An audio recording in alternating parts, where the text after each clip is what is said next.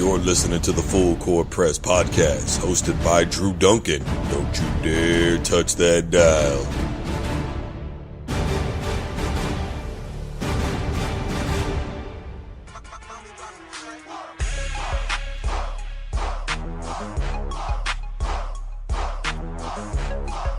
Hello, everybody. Welcome back to the Full Court Press. I am your host, Andrew Duncan. We're live on 95.9 FM K-Sun Radio here in Wichita, Kansas. As always, you can be a part of the program by tweeting me. That's at DrewDuncan83. Of course, the official fan page of Full Court Press via Facebook. You can vocalize your opinion, 316-351-7397. And now live via the internet at KSunRadio959.com. Comment, listen to us live anywhere, mobile, car, in your office where hopefully your boss is not watching you. All right, everybody, big push going on this week. A lot of MMA action happening, none the least of which is happening right here in Fox, Chicago, Illinois. Big event coming up, and one of Chicago's very own Felice Herrig from the UFC is taking time out of her every busy schedule to come and say hi to us on the program. Felice, I just want to tell you it's a great honor to have you on the program today. Hi, thanks for having me. Absolutely, anytime. So obviously, big-time home crowd, Chicago native. You know, Chicago is revered as a very tough city to live in. Obviously, I think about guys like Donovan McNabb who have been able to make it out of the town. Do you feel that you carry some of that toughness around with you and that it actually helps you in what you do in the octagon? I mean, I'm not going to lie. I'm like a Chicago suburb girl. So I'm not, like, I didn't really grow up in, like, the rough streets. So I'd be lying if I was like, oh, I grew up a badass because of my Chicago upbringing. But I think I was just born a little tougher, maybe from the people around me. I don't know. You know, you took away a year-long kind of, we'll call it sabbatical from the octagon. You're quoted as saying that you were just burnt out. What changed from then to being burnt out to now you're back and you're focused more so than ever? Well, you know, I was burnt out because I've been fighting for 14 years and I never gave myself a break. I was like always like wanting to fight. I was back to back to back, always dieting, always cutting weight. And for me, I'm like a more kind of person. So I used to maybe cut weight and do things in a healthy way, but I got to the point where I was like, oh, well, I only had to worry about my weight cut for 1 week. You know, maybe now I would start like worrying about my weight cut like the entire camp and like I would just do things more to the extreme. Like, oh, I have to diet harder, I have to cut weight harder, I have to be at a lower weight farther out, I have to train harder. My body just didn't feel good, and I actually had extensive lab work done after my fight because just something was wrong with my body. And I pretty much depleted like all my cortisol levels, like from all the stress and anxiety like built up over the years. I had like bacterial parasites in my intestines. I didn't produce enough melatonin to like get like a good night's sleep. So I just like had insomnia, just tossing and turning all night, like never sleeping. And my doctor said I've pretty much been performing at like less than 50% of my capabilities for like 5 years. And he said I just needed a time. Like, you know, I've been working with Dr. Challen for like over a year now, and we've just been getting my levels back to normal and you know, internally just normal again. And like I feel stronger in my camp. You know, I felt so strong in this camp and just in general. I had to take like 2 steps back to take 10 steps forward. It's just I needed time to be away from the sport to love it again, because it was just always everything was just go, and everything was revolving around fighting, and it was never ending because I never stopped. You know, Felice, in my line of work, I get the opportunity to interview a lot of different athletes. One of the things that you made mention of that they're always talking about doing is cutting and pushing your bodies constantly to the next level, to the next level. At what point is too much, and how did you learn to find the balance of, hey, I can do this and this and this, but I probably shouldn't do these things over here? You know, actually, I worked really, really close with my doctor the past, you know, since my last fight, and I just started listening to my body.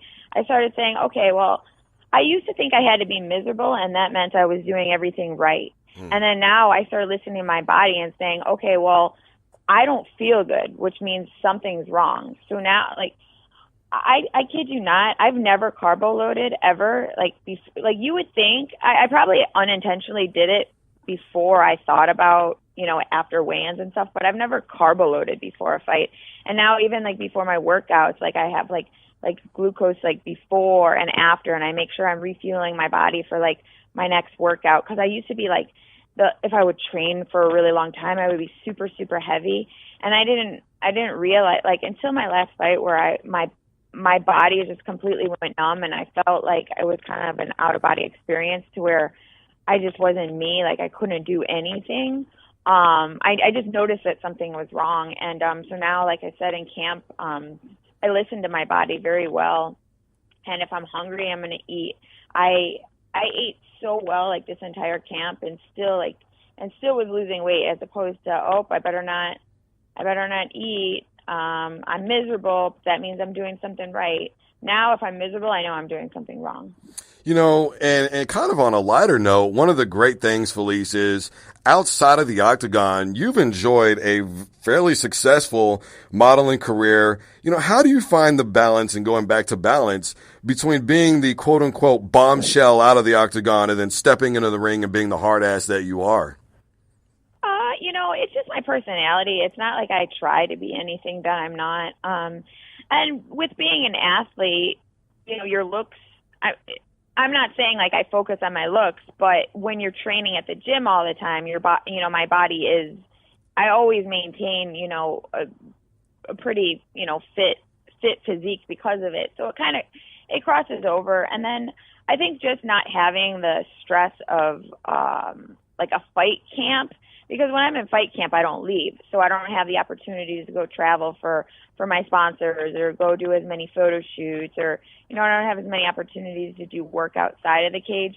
So taking away not fighting for a little bit over a year allowed me the opportunities to keep doing all those other things. And then, when I'm in fight camp, it's all business. It's all about, it's all about training. It's all about fighting. And I've just realized that, there's time and place for everything. And my career, there is more to my career than just fighting. So I have to find that balance. And I think, taking a step back from fighting for a little bit actually helps that as well. Felice Herrig joining us right here on 95.9 FM, the Full Court Press. I'm Andrew Duncan as she prepares for her UFC fight coming up this Saturday on Fox.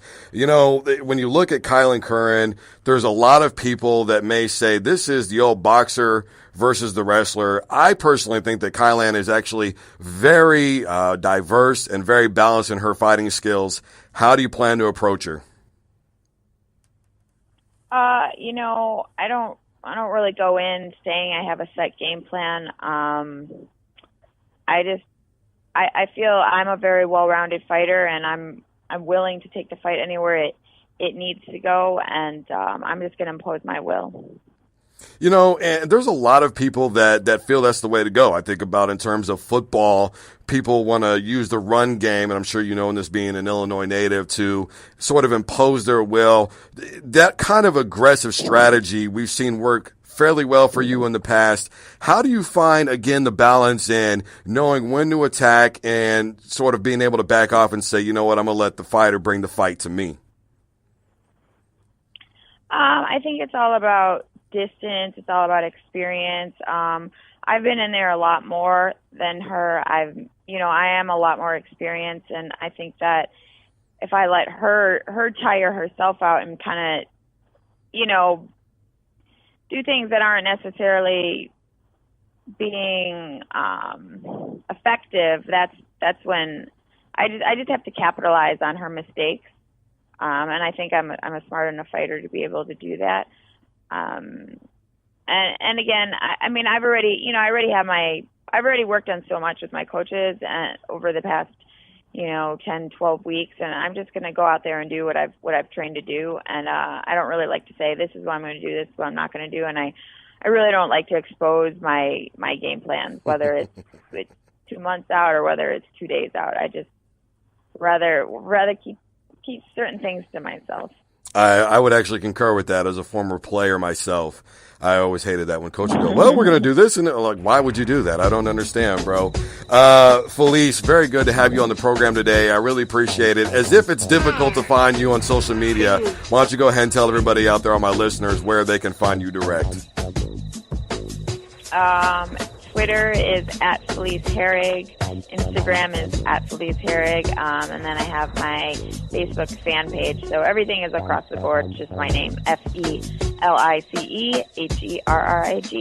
There you have it. Felice, thank you once again for being on the program today. I really appreciate it. And best of luck to you. I will be watching the fights on Saturday, so good luck. Awesome. Thank you. You're very welcome. All right, everybody. Full Court Press. I'm your host, Andrew Duncan. We're on 95.9 FM K-Sun Radio. A lot more to get to. Don't you dare touch that dial. You've been listening to the official Full Court Press podcast, hosted by myself, Drew Duncan. Don't forget, you can always find me on Twitter. That's at DrewDuncan83. Of course, the official Full Court Press podcast is on Facebook. You can also reach me there at DrewDuncan83 as well. For all you Instagrammers, I am on there at DrewDuncan83. Thank you so much for tuning in.